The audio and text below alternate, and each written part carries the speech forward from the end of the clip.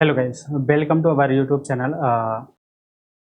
आप लोगों का क्लास 10th का एनसीईआरटी मैथ सॉल्यूशन है और मेरा क्लास 12th का एक पर्टिकुलर आप लोगों का है जिसमें आप लोग विजडम कोचिंग क्लास है जिसमें मैंने class 12th and competitive exam के लिए सेपरेटली एक अलग से बना रखा है। फिलहाल जो ये आपका क्लास 10th के लिए इसके लिए मैंने एक पर्टिकुलर अलग से बना रखा है जिसमें आप लोगों को कई सारे लोगों को दिक्कत हो जाती है कि आखिरकार हम कैसे इनको अलग अलग सेपरेटली देख लें। तो हमारा डिस्क्रिप्शन बॉक्स या ऊपर आइकन की बटन है उसमें जा करके आप लोग इसको देख सकते हैं।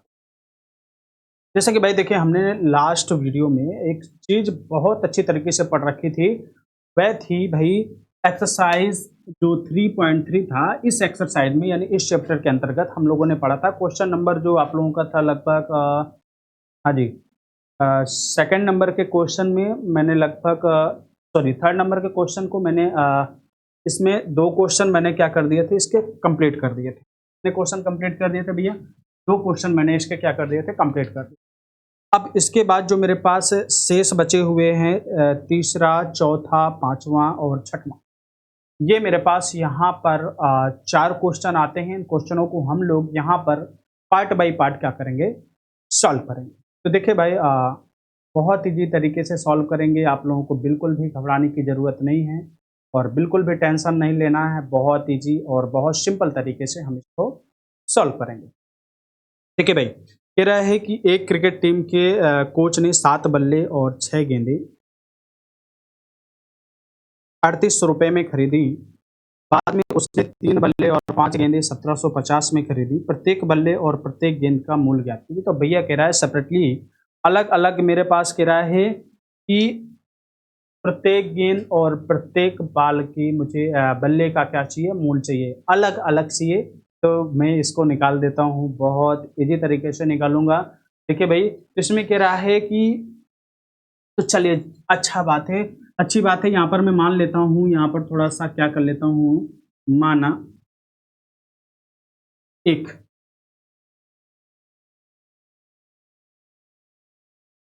बल्ले का मूल बराबर में मान लेता हूँ एक्स रुपया है। कितना है भाई? एक्स रुपया है, ठीक है। और तथा एक गेंद का मूल कितना है, हमें 5 रुपया, ठीक है। मैंने इसको इस प्रकार से क्या कर लिया, यहाँ पर मान लिया। अब इसको मुझे क्या करना है, सॉल्व करना।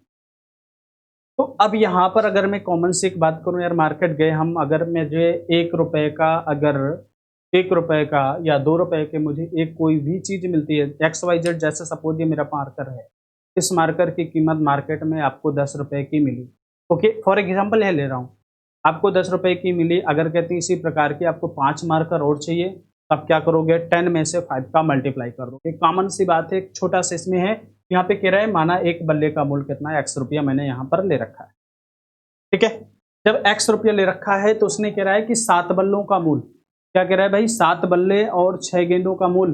तो भैया अगर एक का एक्स रुपये है तो भैया 7 का कितना हो जाएगा, 7x हो जाएगा। तो भाई चलिए ठीक है, फर्स्ट कंडीशन क्या कह रही है, यहाँ पर हम फर्स्ट कंडीशन के अकॉर्डिंग चलेंगे और फर्स्ट कंडीशन हमारी कह रही है कि 7 बल्लों का मूल। तो देखो भाई, 7 बल्ले का मूल यानी 7 बल्ले और 6 गेंदें मैंने एक साथ खरीदी, वो भी कितने रुपए की खरीदी भैया, वो भी मैंने खरीदी इसको 3800 रुपए में। यानी टोटल मैंने दुकानदार को 3800 रुपए दिया जब मुझे कहीं जा करके 7 बल्ले और 6 गेंदें मिली। और जैसे मुझे ये मिल गई और मैंने इसको क्या कर दिया, इक्वेशन नंबर फर्स्ट बना करके छोड़ दिया। क्लियर है? फर्स्ट इक्वेशन बना करके छोड़ दिया। मैं बात करता हूं भाई सेकंड कंडीशन की। तो सेकंड में भी उसने यही कह दिया, क्या कह दिया कि भाई आ, उसने भाई 3 बल्ले और 5 गेंदे, कितनी कह दिया भाई, 3 बल्ले और 5 गेंदे। तो भाई 3 बल्लों का मूल, तो भाई अगर मैंने कह दिया यहाँ पर गेंद है और यहाँ पर आपका बल्ला है और गेंद है 7x दे दिया, तो यहाँ पर कितना 3x प्लस, और कितनी भाई उसने गेंदें खरीदी, 5 गेंदें खरीदी, प्लस 5y बराबर कितने सौ रुपए में खरीदी, उसमें दे रखा है 1750 में। तो भाई चलिए ठीक है, मैंने ये इक्वेशन नंबर सेकंड इसको कर दिया। क्लियर? कहीं पे दिक्कत, अगर दिक्कत आती है तो कमेंट सेक्शन बॉक्स में जरूर कमेंट करें। अगर वीडियो पसंद आ रही हो तो लाइक कर दें और शेयर करना बिल्कुल भी ना भूलें। ओके, चलिए यहाँ पर मैंने कर दिया 3x प्लस ये जो मेरे पास 5y और ये मेरे पास इतना। तो इक्वेशन मैंने यहाँ पर बना करके इसको रेडी कर लिए हैं, बिल्कुल भी मुझे डाउट नहीं है और मैंने इसको रेडी करके छोड़ा। तो मैं किससे कर रहा था, तो भाई यहाँ पर मेरे बात आ गई कि सर आप कर रहे थे प्रतिस्थापन से। किससे कर रहे थे? प्रतिस्थापन विधि। तो भाई यदि आप प्रतिस्थापन से कर रहे थे तो इसको प्रतिस्थापन से करना है। तो प्रतिस्थापन से करने की कंडीशन क्या कहता है भाई? प्रतिस्थापन से करने की एक छोटी सी कंडीशन क्या कहती है, चलिए उसको देख लेते हैं। देखिए भाई, हम लोग प्रतिस्थापन पढ़ रहे थे। भाई प्रतिस्थापन पढ़ रहे हैं तो प्रतिस्थापन के लिए कुछ बेसिक कंडीशंस होती हैं। उन कंडीशन को थोड़ा ध्यान दे लेना है कि मैंने पहले ही बता रखा है, हर एक वीडियो में बता रहा हूँ। उस चीज़ को समझिएगा और समझिएगा। उसमें क्या कहता है, प्रतिस्थापन में मुझे x की वैल्यू या तो y की वैल्यू दो समीकरण में से किसी एक समीकरण से निकाल लेना है। क्लियर है? अब दोनों समीकरण में से किसी एक से निकाल लेना है। तो भाई मैं पहले लेता हूँ, मैं फर्स्ट समीकरण से ले लेता हूँ। यहाँ पर देखिए समीकरण एक से। तो भैया अगर मैंने समीकरण एक से ले लिया तो कंडीशंस क्या आती है, तो यहाँ पर मैंने 7x प्लस 6y दे रखा है। तो मैं इसको सॉल्व करूँगा, x की वैल्यू निकाल लेता हूँ कि भाई क्या जिसके निकाल लें। मैं यहाँ पर 7x ले लिया तो यहाँ पर 7x is equal to -6y और यहाँ पर x इज इक्वल टू मेरे पास कितना आ गया, -6y अपॉन 7। मैंने x की वैल्यू इतने निकाल ली। अब इस x की वैल्यू को मैंने बताया किससे निकाला, समीकरण नंबर फर्स्ट से। तो इस x की वैल्यू को मैं किस में पुट करूंगा भैया, समीकरण नंबर 2 में पुट कर दूंगा। तो मैं देखो यहाँ पर रेस कर रहा हूँ, उस चीज़ को समझना है और गौर से समझना है। रेस करने के लिए देख लेते हैं थोड़ा सा, इस पोर्शन को यहाँ पर मैं रेस कर देता हूँ, इस वाले पोर्शन। यहीं पर मैं डायरेक्टली, आप लोग क्या करिए नेक्स्ट स्टेप में इसके नीचे आप लोग इसको नोट करते रहिएगा। क्लियर है? तो यहाँ पर भाई मेरे पास दे रखा है 3x। तो भाई 3 इंटू एक्स की वैल्यू कितनी है, 3800 माइनस कितना 6y/7 प्लस अब देखिए इसको भी रेज कर देता हूँ यहाँ पर। हाँ जी, ये plus 5y is equal to, ये मेरे पास बन गया। अब ये मेरा एक लीनियर इक्वेशन बन गया वन वेरिएबल में। तो यहाँ से मुझे किसकी भैया वैल्यू फाइंड आउट हो जाएगी, y की वैल्यू मैं आराम से इसमें फाइंड आउट कर लूँगा। और जैसे ही मुझे y की वैल्यू फाइंड आउट हो जाती है तो मैं इस किसी में भी पुट करके x की वैल्यू निकाल सकता हूँ। चलिए ठीक है भाई, तो इसको सॉल्व कर लेता हूँ थोड़ा सा। तो सॉल्व कैसे करते हैं भाई, तो देख लीजिए यहाँ पर मेरे पास कैसे आया। तो फर्स्ट ऑफ ऑल मैं इसमें एलसीएम ले लेता हूँ। तो एलसीएम कितना आ जाएगा मेरे पास, 7 आ जाएगा। क्लियर है? एलसीएम 7 आ गया तो यहाँ पर कितना 0 0 8 थी कितना 24, 2 3 3 3 9 2 13 minus 3 18 y plus 35y is equal to 1750। Okay clear है? इतना मैंने यहाँ पर लिख दिया। तो अब यहाँ पर मैं इसको क्या करूँ, तो जैसे मेरे पास इतना दे रखा है तो देखिए 00 माइनस और 18 और ये 3 कितना हो जाएगा, -15y इज इक्वल टू 0 और ये 7 पर 35 3 आ गया 7 7 49 49 50 52 कितना मेरे पास 5 7 करने 5 7 5 कितना हो जाएगा 12। तो 15y इज इक्वल टू, ठीक है। अब जैसे मेरे पास इतना आ गया तो 1 सेकेंड थोड़ा सा देख लेते हैं।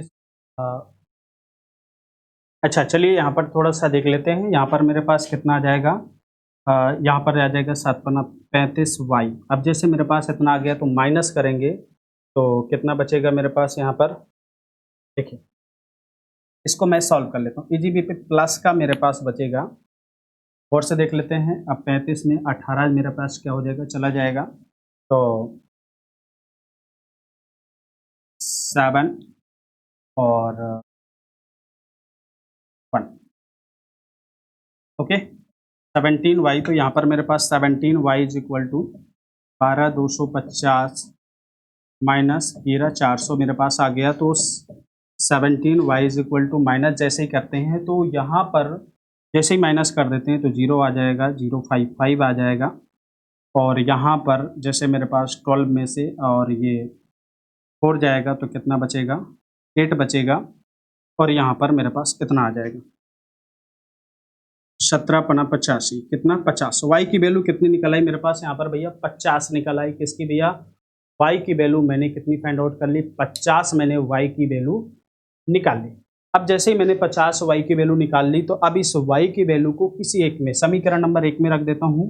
तो यहाँ पर इसको मैंने रेस कर दिया और देख लीजिए भाई, तो यहाँ पर मैं जैसे समीकरण नंबर 1 में रखता हूँ तो 7x + 6 × 50 = 3800। Okay clear? तो 7x प्लस 56 से कितना हो जाएगा 300 = 3800। 7x कितना हो जाएगा? अच्छा जी 3800 माइनस 300। जैसे ही माइनस करता हूँ तो 0 0 और 8 में 3 कितना 35 आ जाएगा। तो 7x 3500, तो 7 पना 35। ठीक है, अब यहाँ पर मुझे क्या भाई फाइंड आउट हो गई? यहाँ पर मुझे अलग एक वैल्यू मिल गई और उस वैल्यू जो x की वैल्यू है वही मेरा क्या हो जाएगा, इसकी यहाँ पर आंसर हो जाएगा। तो x की वैल्यू मेरे पास कितनी निकल आई? 500 निकल आई, है ना। x मतलब मेरे पास क्या था भाई? ये बल्ले थे, तो यानी अतः बल्ले का मूल्य कितना है? एक बल्ले का मूल्य 500 रुपये और एक जो गेंद का मूल्य है 50 रुपया। इतना मेरा बेसिक यहाँ पर ओके क्लियर हो गया। ये मैंने सेकंड नंबर का क्वेश्चन यहाँ पर थर्ड नंबर का क्वेश्चन सॉल्व किया। अब भाई चौथे नंबर का क्वेश्चन देखते हैं, बहुत इजी तरीके से इसको क्या करेंगे, सॉल्व करेंगे, है ना। चलिए भाई इसको भी देख लेते हैं।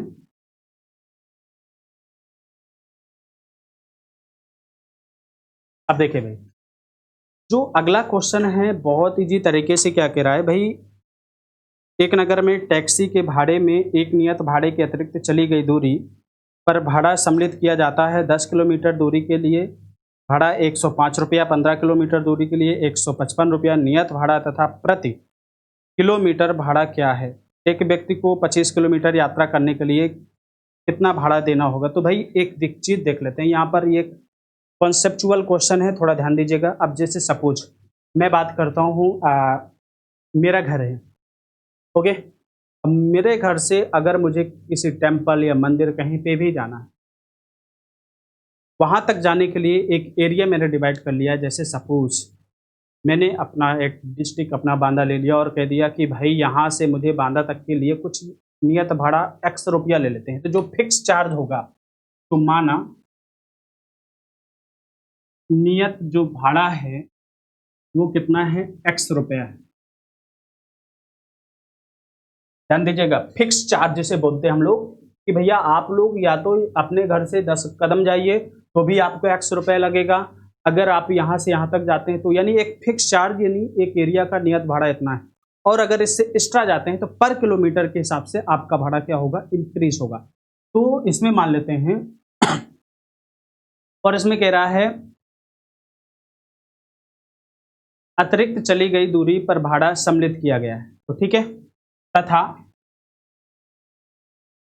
अतिरिक्त प्रति किलोमीटर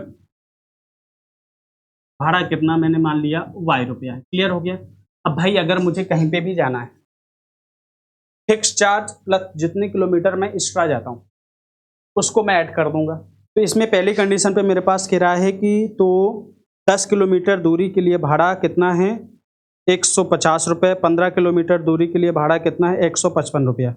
तो देखिए थोड़ा गौर से ध्यान दीजिएगा, तो 10 किलोमीटर जो मेरा ये एक्स्ट्रा चार्ज हो गया ना जो मेरे पास, तो पहली कंडीशन है फिक्स चार्ज प्लस 10 किलोमीटर के लिए कितना रुपया दिया, यानी 10y कितना दिया उसने भाई 105 रुपया दे दिया। इक्वेशन नंबर फर्स्ट बना करके मैंने इसको छोड़ दिया। अब बात करते हैं भाई उसने कितना किया, 15 किलोमीटर के लिए 155 रुपया दिया। सेकंड कंडीशन में उसने कहा कि भैया मैंने 15 किलोमीटर चला और उसके लिए मैंने किराया कितना दे दिया, इसको 155 रुपया दे दिया। क्लियर है, और इसको मैंने इक्वेशन नंबर सेकंड बना करके छोड़ दिया। अब बात करते हैं भाई यहाँ पर जैसे मेरे पास दो इक्वेशन बन के रेडी हो गए। अब आगे क्या कह रहा है, तो नियत भाड़ा तथा प्रति किलोमीटर भाड़ा क्या है, एक व्यक्ति को 25 किलोमीटर यात्रा करने के लिए कितना भाड़ा करना पड़ेगा। भाई ध्यान दीजिए यहाँ पर कई सारे स्टूडेंट गलती कर देते हैं कि एक्स और वाई की वैल्यू निकाल करके छोड़ देते हैं, बट उसने एक्स और वाई की वैल्यू तो पूछी है, साथ में क्या पूछ रखा है कि 25 किलोमीटर यात्रा करने के लिए कितना भाड़ा लगेगा। तो भाई यहाँ पर अगर मैं बात करूं तो 25 किलोमीटर के लिए भाड़ा भी निकालना है, यानी जो किराया है उसका, तो कितना हो जाएगा x प्लस 25 इंटू वाई। अब इसमें x और y की वैल्यू को मैं क्या करूंगा, पुट करूंगा और इसको इजी वे पे मैं सॉल्व कर लूंगा। क्लियर हो गया ना भाई। अब देखो इसको मुझे सब्स्टिट्यूशनल मेथड से निकालना है, तो यहाँ पर मैंने x की वैल्यू निकाली। अब थोड़ा स्पीड से देख लेते हैं इसको। समीकरण 1 से मैंने ले लिया, तो समीकरण 1 में कह रहा है x इज इक्वल टू मेरे पास 105 माइनस 10y आ गया, और यहाँ पर मैंने x की वैल्यू इजी वेब तरीके से निकाल ली। क्लियर हो गया। अब जैसे मैंने x की वैल्यू निकाल ली, इस x की वैल्यू को यहाँ पर पुट कर देते हैं, यानी समीकरण मैंने किससे ले लिया भैया, अब 2 से ले लिया, तो यहाँ पर x की value 105 minus 10y plus 15y is equal to 155। Clear. और जैसे मैंने इसको ले लिया तो मेरे पास जो वैल्यू आ गई, तो कितना 15 माइनस 10, तो कितना 5y is equal to 155 minus 105, और 105 जैसे ही मुझे फाइंड आउट हो गई तो मेरा कितना हो गया 150, 5 कितना बचा, 5y is equal to 0 and 5, यानी y इज इक्वल टू मेरे पास कितना आ गया 10, यानी जो उसका एक्स्ट्रा चार्ज लगता है पर किलोमीटर के हिसाब से कितना रुपया लग रहा है, 10 रुपये लग रहा है। कितना रुपये लग रहा है भैया, 10 रुपये लग रहा है। 10 रुपये से उसको 1 रुपये एक्स्ट्रा नहीं लग रहा है। ये मैंने इस सवाल को क्या कर लिया है, यहाँ पर सॉल्व कर लिया है। ओके क्लियर है। जो उसका अतिरिक्त चार्ज है वो कितना है भाई, 10 रुपया है ना। हाँ समझ में आ रहा हो, एक कमेंट में जरूर कर दें यस सर समझ में आ रहा है। हाँ जी भाई, जितने लोग जुड़े हैं सबको ही देखिए भाई, इतना मैंने y की वैल्यू निकाली। अब इस y की वैल्यू को या तो इसमें पुट कर दो यार, यानी इसको समीकरण मैंने क्या बना लिया, 3 बना लिया। ठीक है, इसमें पुट कर दो या किसी में भी पुट करके मैं किसकी वैल्यू निकाल सकता हूँ, x की वैल्यू निकाल सकता हूँ। क्लियर। तो यहाँ पर मैं चलिए देख लेता हूँ और यहाँ पर इसको मैं सॉल्व करता हूँ। यहाँ पर इसको रेज कर दिया मेरे, जब ये किसी काम का नहीं है सॉल्यूशन, तो मैं समीकरण नंबर 3 से ले लेता हूँ 105 minus 10 into 10, X is equal to कितना है 105 माइनस 10 इंटू 10, यानी 100 इज इक्वल टू 5। जो मेरा पास जो एक्स यानी जो फिक्स चार्ज है, जो फिक्स चार्ज है मेरे पास कितना रुपया निकला, 5 रुपये निकला। ये तो मैंने भाई एक्स और वाई की वैल्यू निकाल ली।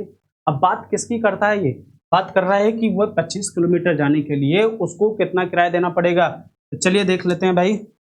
तो यहाँ पर मैं क्या करूँगा, एक अभी मैंने जस्ट ही x की वैल्यू 5 निकाल रखी है, प्लस 25 इंटू इसकी वैल्यू कितनी निकाल रखी है 10, यानी 5 प्लस 250, यानी 255 रुपया। यानी अगर 25 किलोमीटर उसे जाना है तो टोटल उसे कितना पे करना पड़ेगा भाई, 255 रुपया पेड करना पड़ेगा। क्लियर है, सबके समझ में आ रहा है भाई जितने लोग हैं। हाँ जी वेरी गुड, बहुत बढ़िया। हाँ जी चलिए आगे चलते हैं, इसी टॉपिक को आगे लेते हुए नेक्स्ट क्वेश्चन की तरफ। तो भाई नेक्स्ट क्वेश्चन बहुत इजी है, सब लोग पढ़ें, और कहीं पे अगर दिक्कत आती है तो कमेंट सेशन बॉक्स में जरूर कमेंट करें भाई, जितना भी बच्चे लोग जुड़ा है सभी लोग।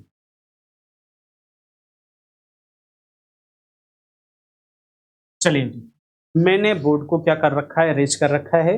बिल्कुल भी टेंशन नहीं लेना, पूरी एग्जाम की तैयारी आप लोगों की कराई जाएगी, बिल्कुल बिल्कुल 100%। हाँ जी भाई, जो इसका नेक्स्ट क्वेश्चन है, हाँ जी, तो नेक्स्ट क्वेश्चन बहुत ही अच्छा क्वेश्चन ही क्या कह रहा है, यदि किसी भिन्न के अंश और हर में 2 जोड़ दिया जाए तो वह इतना 9/11 हो जाता है, और यदि अंश और हर में 3 जोड़ दिया जाए, दोनों में 3 जोड़ दिया तो वो 5/6 हो जाता है। वह भिन्न ज्ञात करना है, यानी भिन्न का मतलब है जो भी अंश बटा हर। तो भाई अब यहाँ पर बात करते हैं, मैंने मान लिया, माना जो अंश है x तथा हर बराबर मैंने क्या मान लिया, y मान लिया। तब मेरे पास भैया जो भिन्न होगी वो भिन्न क्या हो जाएगी, x/y हो जाएगी। ये है निकालना है। यहाँ पर फिर गलती करते हैं कई सारे स्टूडेंट्स, x और y की वैल्यू निकाल करके रख देते हैं। यहाँ पर तो नहीं याद रहता है, बट जैसे ही उस समीकरण को सॉल्व करते हैं तो ये भूल ही जाते हैं कि यार मुझे भिन्न ज्ञात करना था, ना कि वैल्यू x और y की। चलिए जरा इसको सॉल्व कर लेते हैं। यहाँ पर मेरे पास आ गया तो कह रहा है कि भिन्न मेरे पास x प्लस वाई दे रखा है और कंडीशन क्या दे रखी है पहली कि अंश और हर दोनों में 2 जोड़ दिया जाता है। चलिए भाई 2 जोड़ देते हैं, मेरा क्या जाता है, क्वेश्चन जो कह रहा है वही कर देना है हमें। और ये कितना हो जाता है, 9/11 हो जाता है। क्लियर है। अब भाई क्रॉस मल्टीप्लिकेशन कर देना है इसको इधर से इधर और यहाँ से यहाँ। ओके,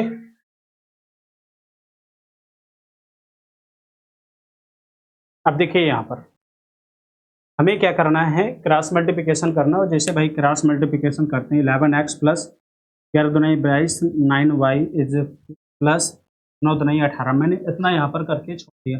अब बात करते हैं तो यहाँ पर मेरे पास कितना आ जाएगा, 11x minus 9y is equal to 18।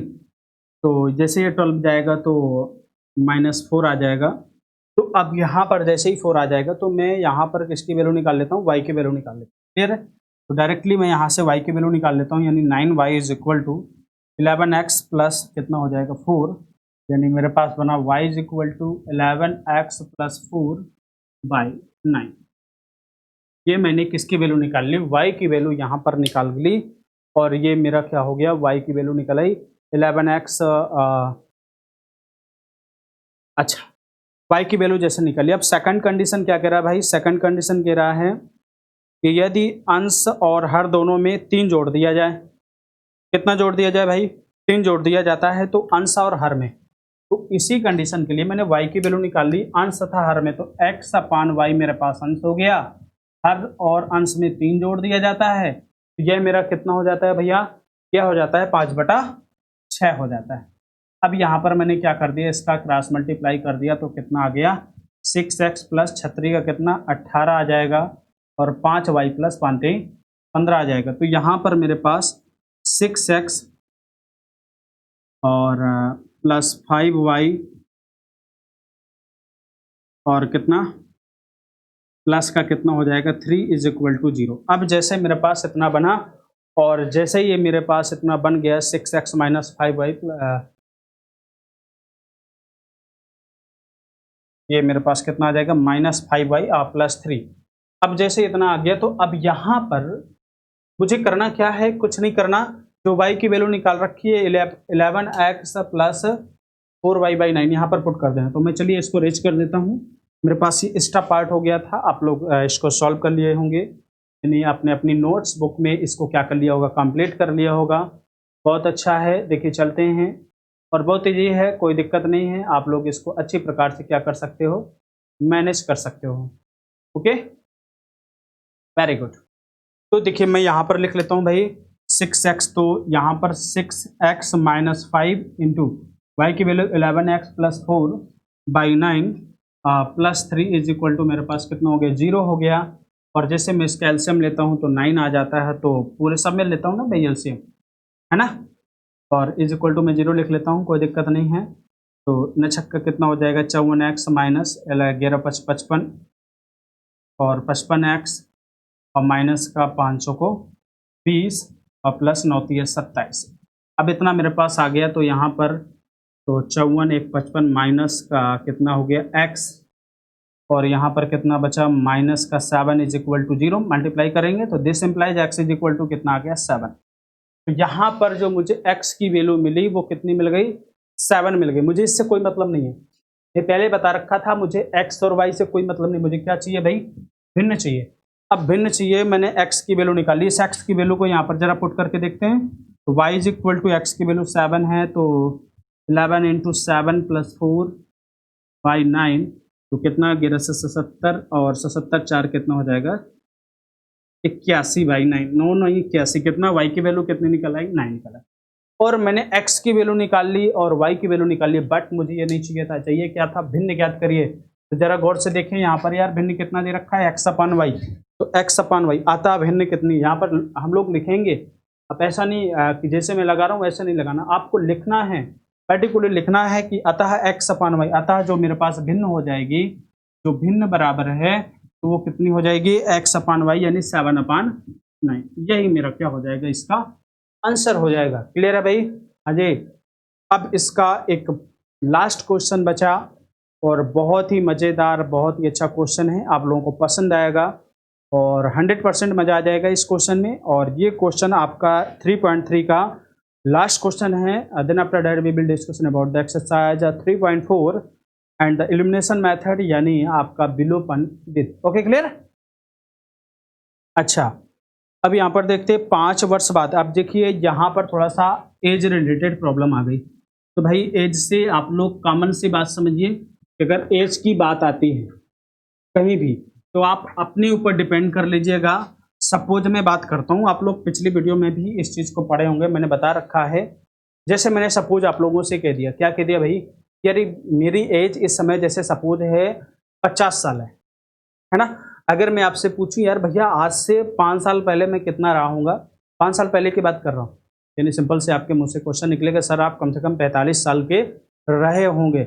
या सपोज अगर मैं कहता हूँ कि आज मेरी एज जैसे सपोज है 20 वर्ष है, तो कहता हूँ कि आज से भैया 5 साल बाद कितनी हो जाएगी, बाद की बात कर रहा हूँ, तो यानी आप सिंपल से कह देंगे सर 5 साल बाद, यानी प्रेजेंट एज में से मैं आपको 5 ईयर प्लस कर देता हूँ, यानी आपकी एज कितनी हो जाएगी, 25 हो जाएगी। क्लियर है? अच्छा जी, तो यहाँ पर एक बात आती है, कह रहे 5 वर्ष बाद जैकब की आयु उसके पुत्र की आयु की 3 गुनी हो जाएगी। अब 5 वर्ष पूर्व जैकब की आयु उसके पुत्र की आयु की 7 गुनी थी, वर्तमान आयु क्या है? तो भाई उसकी प्रेजेंट एज मुझे क्या करनी है, फाइंड आउट करनी है। तो लेट कर लेते हैं, यानी इसको मान लेते हैं। तो चलिए देख लेते हैं। माना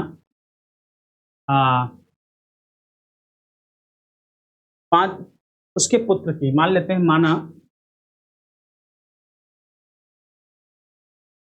पुत्र की वर्तमान आयु बराबर कितना है भैया, x वर्ष है। क्लियर हो गया? तथा जैकब की वर्तमान आयु बराबर कितना है, y वर्ष। क्लियर है भाई? मैंने x और y मान लिया। अब भाई कंडीशन करते हैं 5 वर्ष पूर्व की। किसकी? 5 वर्ष पूर्व की बात करता हूं। तो अगर मैं 5 वर्ष पूर्व चला जाता हूं, तो जरा गौर से देखो, अगर मैं पूर्व चला गया तो 5 वर्ष पूर्व की कंडीशन ये कह रहे हैं ना भाई, पहले कंडीशन में। हाँ जी, सॉरी 5 वर्ष बाद कह रहा है, पूर्व नहीं कह रहा है, यहाँ पे बाद कह रहा है। क्वेश्चन में मेरे पास बाद आ गया। अब 5 वर्ष बाद की है, तो इसमें जो प्रेजेंट एज होगी उसमें प्लस कर दूंगा 5 ईयर, यानी जो पुत्र की जो आयु हो जाएगी x + 5 हो जाएगी, और जो जैकब की आयु हो जाएगी वो कितनी हो जाएगी, y + 5 हो जाएगी। अब यहाँ पर कंडीशन दे रखा है, पहला क्या दे रखा है, इसी कंडीशन पे दे रखा है 5 वर्ष बाद जैकब की आयु उसके पुत्र की आयु की 3 गुनी हो जाएगी। तो जैकब की आयु भैया, किसकी आयु, जैकब कितना है मेरे पास, यहाँ पे लिख लेते हैं। जो जैकब की आयु है पुत्र की आयु की कितनी हो जाएगी, 3 गुनी हो जाएगी। यहाँ पे जैकब कितना है भैया, y + 5, और इनका पुत्र कितना है भाई, x + 5। तो इसको चलिए सॉल्व कर लेते हैं, बहुत इजी तरीके से सॉल्व करते हैं। नो डाउट y + 5 = मेरे पास 3x, और 5 3 कितना हो जाएगा, 15 हो जाएगा। तो कितना हो जाएगा, y - 3x = मेरे पास कितना हो जाएगा, यहाँ पर 10 हो जाएगा। तो भैया अगर मैं x की वैल्यू निकालना चाहूँ 10 - y, यस। हाँ जी, देखिए आप इसको लगाइए, मैं अच्छा जी, यहाँ पर मैंने इतना कर लिया, और ये यहाँ पर मेरे पास 3x सॉरी यहाँ पर y - 10 आ जाएगा। क्लियर है? मेरे पास यहाँ पर एक इक्वेशन बन गया। क्या बन गया? देखिए भाई गौर से देखिएगा,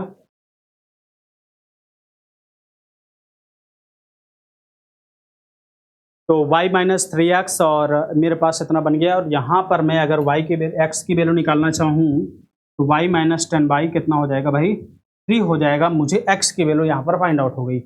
अब भाई दूसरी कंडीशन पे बात करते हैं। तो भाई जो दूसरा कंडीशन है मेरे पास, बहुत ईजी कंडीशन है, कुछ खास नहीं है, और गौर से देखिएगा भाई। तो कह रहा है उसमें जैकब की आयु, अब कह रहा है 5 वर्ष पूर्व की बात कर रहा है। जरा गौर से देखिएगा, पूर्व की बात किया, यहाँ पर बाद की बात किया था, और यहाँ पर 5 वर्ष पूर्व की बात कर रहा है।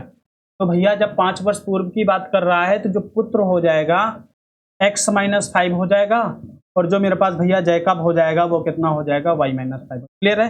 अब यहाँ पर एक कंडीशन आ गई। कौन सी कंडीशन आ गई कि जैकब की आयु उसके पुत्र की आयु की 7 गुनी थी, यानी जैकब कितना है मेरे पास y माइनस 5 है, चलिए ठीक है, और पुत्र की y 7 गुनी थी यानी x माइनस 5 है। क्लियर भाई, y minus 5 is equal to 7x minus 7 5 जा 35।